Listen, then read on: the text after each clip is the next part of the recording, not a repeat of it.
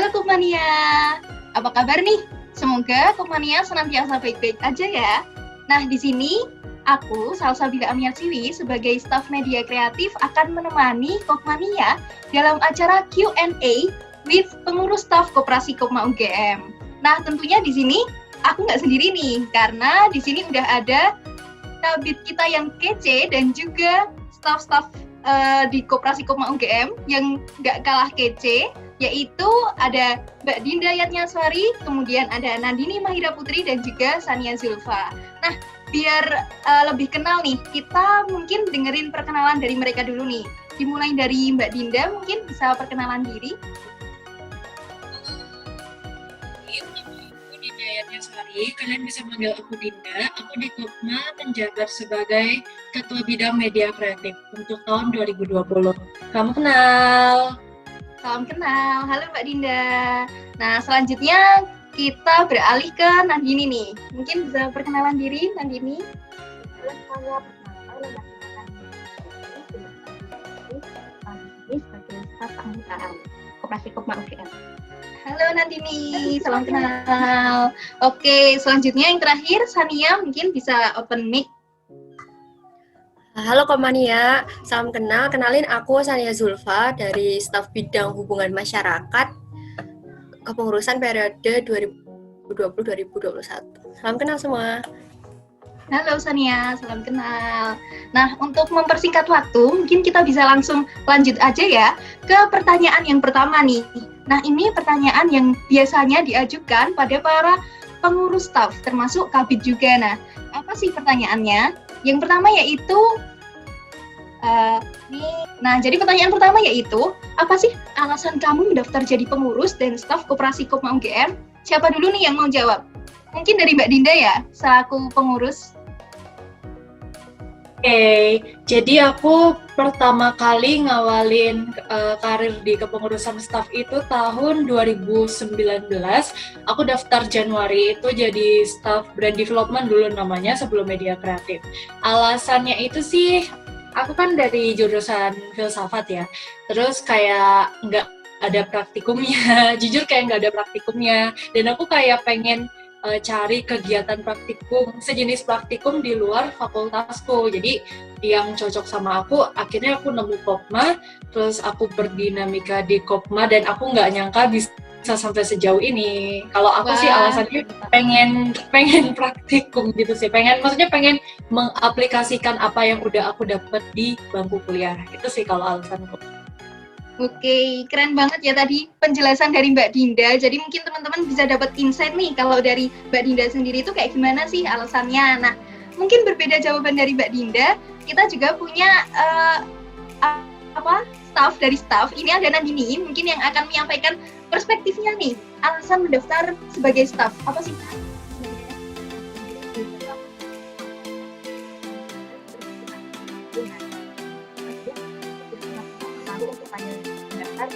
PLB Staff yang tahun 2020.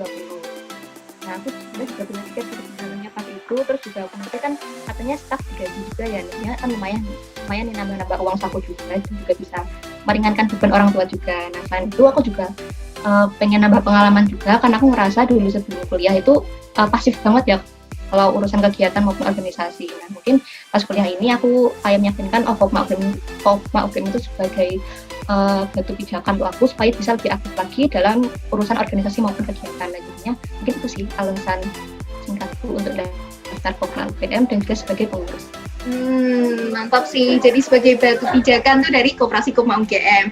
Selanjutnya yang terakhir, Sania mungkin bisa disampaikan alasannya kenapa sih pengen jadi staf Koperasi Kopma UGM? Terima kasih Bila. Aku mungkin coba jawab ya. Mungkin sama kayak Mbak Dinda, aku juga dari Sosum gitu. Dan aku kan dari Visipol, kuliah aku tuh cenderung lebih cepat gitu loh. Karena mungkin output yang diinginkan dari fakultas tuh kerja nyata di organisasi. Makanya aku kayak melihat, oh mungkin Kopma ini sebagai wadah gitu. Bagaimana aku menyalurkan kayak keaktifanku di sebuah organisasi, dan aku juga mentendensikan ke bidang humas. Jadi menurutku humas ini tepat gitu. Aku dari semenjak jadi asisten bidang tuh kayak udah merasa kok kayak nyaman ya di bidang ini, dan akhirnya ya udah terus daftar jadi pengurus staff, dan juga mungkin menyambung juga nggak nyangka juga di situ ternyata dapat insentif gitu, lumayan lah buat nabung gitu. Kayak gitu Bila. Oke, makasih Sania. Jadi mungkin tadi jawaban dari Mbak Dinda, dari Nandini, dan juga Sania hampir sama ya. Tapi juga ada tambahan dari setiap orangnya. Nah, selanjutnya kita lanjut ke pertanyaan kedua, yaitu menurut kamu apa sih hal paling menarik selama menjadi pengurus dan staf Koperasi Kopma UGM? Ya mungkin kita rolling dari Sania dulu ya sekarang yang menjawab pertanyaan apa sih yang paling menarik? Apa ya yang paling menarik dari Kopma menurutku lebih ke ini. Kopma tuh beda sama UKM lain karena di sini kita berpijak ke dua tempat kan, satu sebagai UKM di mahasiswa, yang kedua tuh sebagai badan hukum gitu, badan hukum koperasi.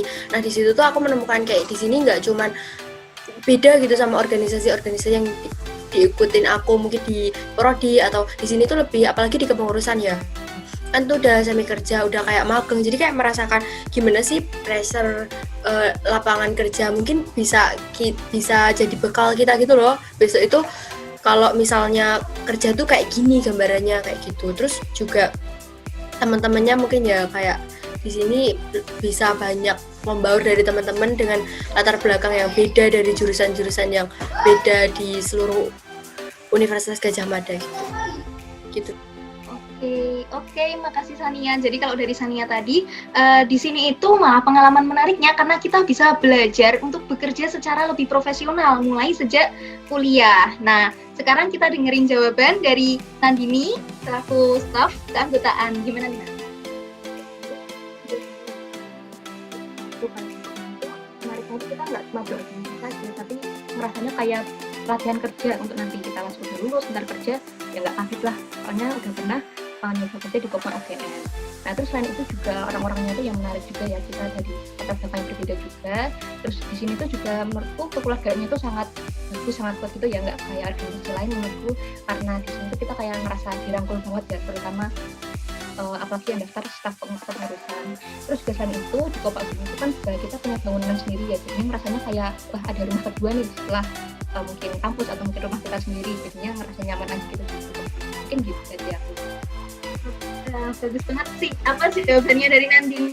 Ini tadi udah komprehensif dan juga melengkapi dari Sania. Tapi mungkin kita bakalan mendengar perspektif yang berbeda juga dari Mbak Dinda selaku Kabid yang berarti pengalamannya udah jauh lebih lama nih daripada staf-stafnya. Nah kalau dari Mbak Dinda sendiri selaku Kabid kayak gimana sih Mbak?